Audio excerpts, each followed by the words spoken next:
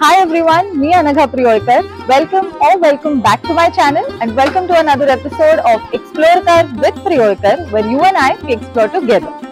मागच्या ब्लॉग मध्ये आपण बाप्पाच्या आगमनाची तयारी करत होतो आणि आता बाप्पा विराजमान झाले. सो इट्स ओनली फेअर की या ब्लॉग मध्ये आपण बाप्पाचं दर्शन घेणार आहोत. सो चलो बाप्पाची विविध रूपं एक्सप्लोर कर विथ प्रियोलकर. Come on.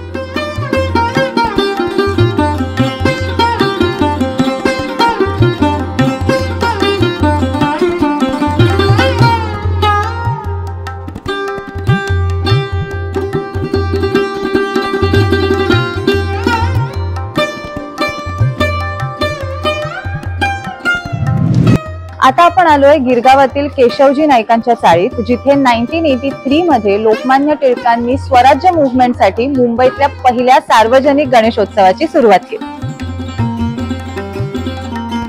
मुंबईतला पहिला गणपती म्हटल्यावर एकदम जबरदस्त लाइटिंग असेल, सॉलिड डेकोरेशन असेल असा अनेकांचा समज होता. पण इथे आल्यावर इथला साधेपणा सुद्धा डोळ्यात भरतो. जवळजवळ 133 इयर्स झाली आहेत या बाप्पाला, पण अजूनही बाप्पाची मूर्ती आणि बाप्पाची आरास यात कोणताच बदल झालेला नाही. आता आपण आलोय गिरगावच्या राजाचं दर्शन घ्यायला.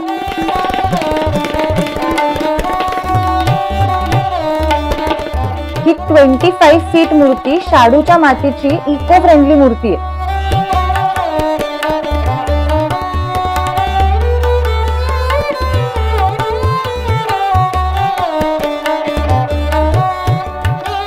गणरायासोबत घरोघरी दागदागिन्यांनी मढलेल्या गौराई सुद्धा विराजमान झाल्या.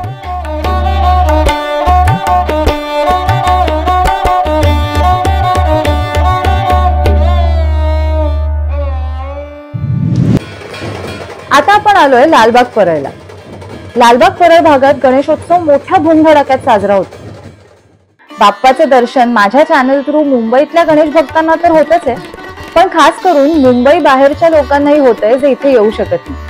गणपती बाप्पा मोरया की बाप्पाची विविध रूपं पाहून भारावून जायला होतं. असं वाटतं की जणू बाप्पा आपल्या समोरच अवतरले. हा आहे गणेश गल्लीतील मुंबईचा राजा. बाप्पाची सगळ्यात उंच मूर्ती बनवण्याची सुरुवात ह्याच मंडळाने केली होती.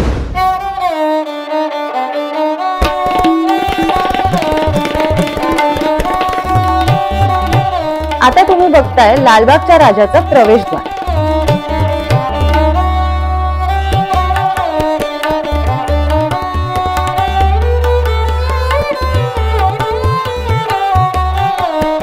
आणि हे आहे बाप्पाचं तेजस्वी रूप. लालबागच्या राजाचा विजय असो. आता मी आले खेतवाडी. रात्रीचे 2 वाजलेत, त्यात पाऊस पडतोय, पण भक्तांना ना वेळेचं बंधन आहे ना पावसाचं टेन्शन.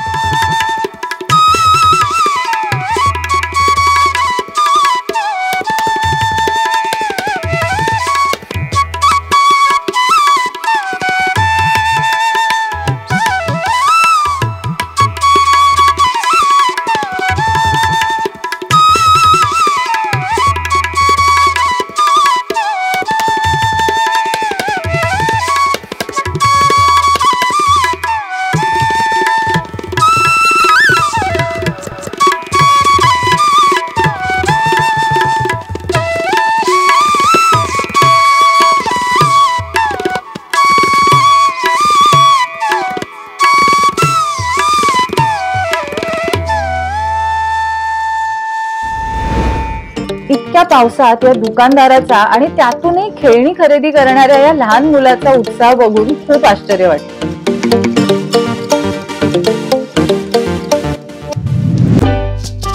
असं म्हणतात की 3:30 वाजता ब्रह्ममुहूर्ताला उठून देवपूजा करणं शुभ मानलं जातं, आणि मी मात्र इथे पेटपूजा करते. काय करणार, खूप भूक लागली होती. आज मी तुम्हाला अशा ठिकाणी घेऊन आले ते ठिकाण मी फक्त टीव्हीवर, बातम्यांमध्ये, युट्यूबवर, इंस्टाग्रामच्या रील्सवर बघितलं होतं. ज्यांच्या घरच्या प्रत्येक फंक्शनला त्याचं मॅसिव्ह लाइटिंग असतं.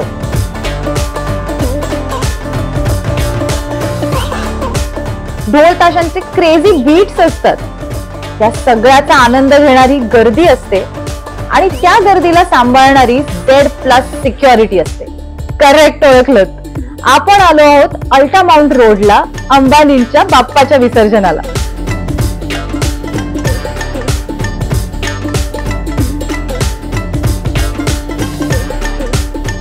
अंबानी फॅमिली निघाली त्यांच्या राजाच्या विसर्जनाला, तर आपणही जाऊया प्रियकरांच्या राजाच्या विसर्जनाला, म्हणजेच माझ्या बाप्पाच्या विसर्जनाला. चला. गणपती बाप्पा मोरया, पुढच्या वर्षी लवकर या. मुंबई महानगरपालिकेतर्फे बाप्पाच्या विसर्जनासाठी कृत्रिम तलावाचे आयोजन केले होते, ज्याला गणेश भक्तांनी मोठ्या प्रमाणावर प्रतिसाद दिला होता.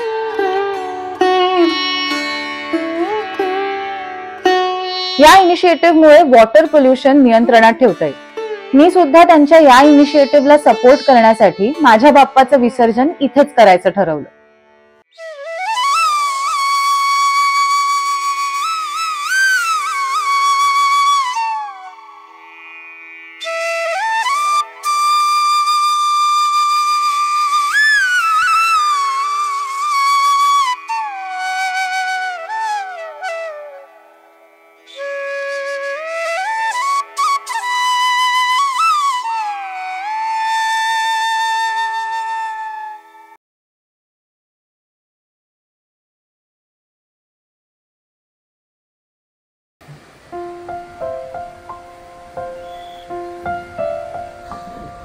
गणपती गेले गावाला चैन पडेना आम्हाला, ही म्हण आज मी सुद्धा अनुभवली. बाप्पाच्या विसर्जनानंतर घरात खूप एकटं एकटं वाटत होतं, म्हणून इथे बीचवर आले.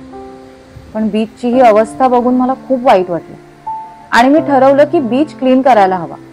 पण हे माझ्या एकटीने कसं शक्य होणार, म्हणून मी चेंजेस अस नावाच्या एका NGO ची मदत केली. ते गेली कित्येक वर्ष मुंबईमध्ये बीच क्लीनअपची मोहीम राबवतात. येत्या 7 सप्टेंबरला गिरगाव चौपाटीवर सुद्धा त्यांनी अशीच एक बीच क्लीनअपची मोहीम सुरू केली. तुम्हालाही तिथे व्हॉलंटिअर करायचं असेल तर मी खाली डिस्क्रिप्शन बॉक्समध्ये त्यांची लिंक मेन्शन केली आहे, तिथे जाऊन तुम्ही रजिस्टर करू शकता. चला तर मग मुंबईची ओळख असलेल्या या बीचेसचं सौंदर्य जपू.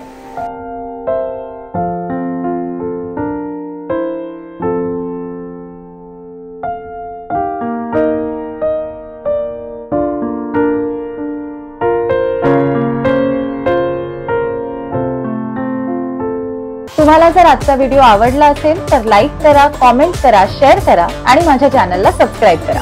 I see you all in my next vlog. So bye. Explore कर विथ प्रियंका.